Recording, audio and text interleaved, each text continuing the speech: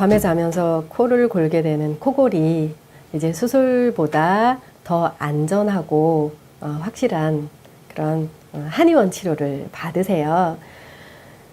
코를 골게 될 때 코골이 소리가 어느 부분에서 나냐 하면 코로 숨을 쉴 때 입을 다물고 코를 골면 이런 소리가 나잖아요. 근데 이 소리가 어디서 나냐 하면 입 천장 부위에서 소리가 나는 거예요.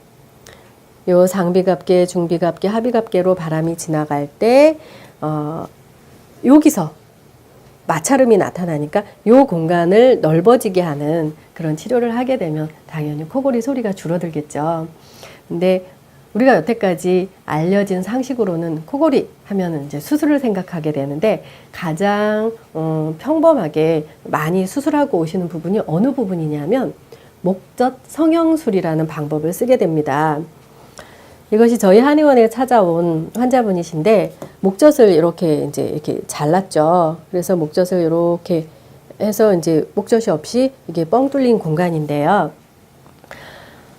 요즘에는 목젖 성형술에서 제가 이제 수술을 하고 오신 분들의 목 안을 들여다봤을 때 목젖을 이렇게 다 절제하는 경우보다 목젖 모양을 이렇게 남겨서 목젖 성형술처럼 이렇게 연구개 부분을 절제하면서 입천장의 연구개 부분을 줄이는 이런 수술을 하게 되죠.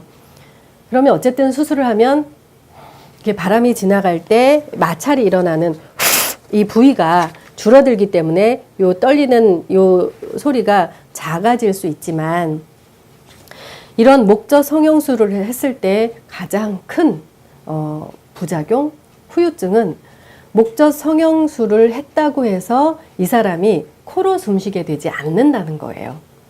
이분 같은 경우에도 목젖 성형술을 해서 입을 이제 소리가 조금 잠깐 줄었다 다시 코골이 소리가 너무 커서 이제 고생을 하다가 한의원에서 치료받으면서 코골이 소리가 정말 완전히 없어진 그런 경우인데요.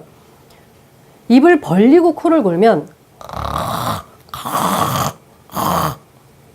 목젖 부분에서 소리가 나죠. 그런데 아까 말씀드린 대로 입을 다물고 코를 골면 목젖에서 소리가 나는 것이 아니라 입 천장 부위에서 소리가 나는 거예요. 그래서 코골이 수술은 이제 비염 축농증하고 똑같은 방법으로 코를 치료해서 비관과 부비동을 넓히는 게 치료의 첫 번째 우선순위로 생각되어져야 되는 부분이라고 제가 강조를 하고 있고요.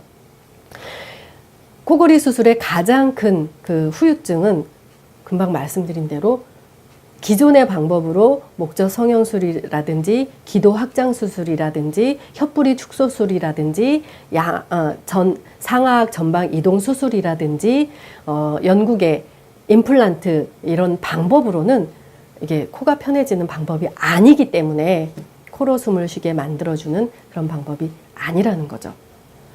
코골이 수술의 초점은 코를 치료해서 비관과 부비동으로 공기가 잘 통하게, 그러니까 코로 숨을 정말 잘 들이쉴 수 있게 치료를 하는 게 이제 코골이 치료입니다. 코골이 수술 어느 부분을 치료해야 되는지 후유증 생각하시면서 심각하게 선택하시는 게 좋겠습니다.